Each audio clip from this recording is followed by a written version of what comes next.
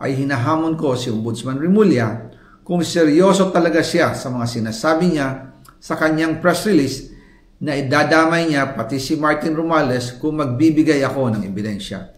Patunayan niya ngayon ang pronouncement niya. Imbestigahan niya ang fraternity Brad at ang kanyang kaibigan na si Speaker Martin Romualdez kung talagang tutupad siya sa tungkulin niya. Imbestigahan din niya si President Bongbong Marcos. Sabi nga ni BBM nung SONA, let's do it right at mahiya naman kayo, hindi po ba? Nananawagan din po ako sa Senado na imbestigahan ang 100 billion insertion ni Presidente. Alam ko po na hindi gagawin ni Ombudsman Remulla ang hamon ko. Pero magaling ang Senado sa imbestigasyon at ako ay naniniwala na dahil sa kanila, lalabas ang katotohanan. Yung pong listahan ng mga projects, ilalabas ko din kasama ng video na ito. Dahil dito, mas lalong darami ang ipa-file na kaso sa akin. Ginagamit ng administrasyon ang buong resources ng bansa para tumahimik ako, para masira ang aking kredibilidad. Darami din ang banta sa buhay ko at ng aking pamilya. March 2025 pa lang, si Speaker ay nagpaparinig na sa akin sa aming meeting that he will shoot me if I will talk.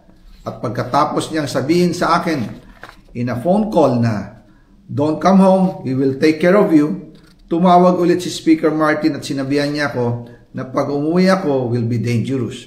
Kasi they might hire someone to do a rub out on me or hire the police to kill me while in jail. Una pa lang ito sa magusto kong ibunyag. Marami pa akong dadalhin sa liwanag.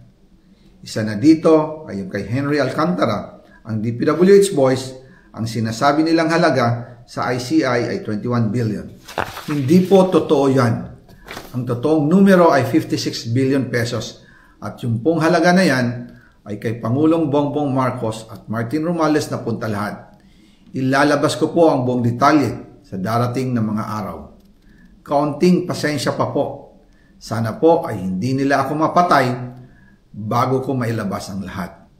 Sa inyong lahat sa Pilipinas, lalong-lalo na sa aking pamilya, taos-puso akong humihingi ng paumanhin.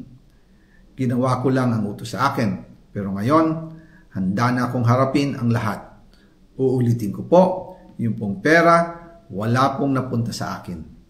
Dumaan lang po ang pera sa akin para i-deliver kay Speaker Martin Romualdez at Pangulong Marcos. Salamat sa inyong pag-unawa.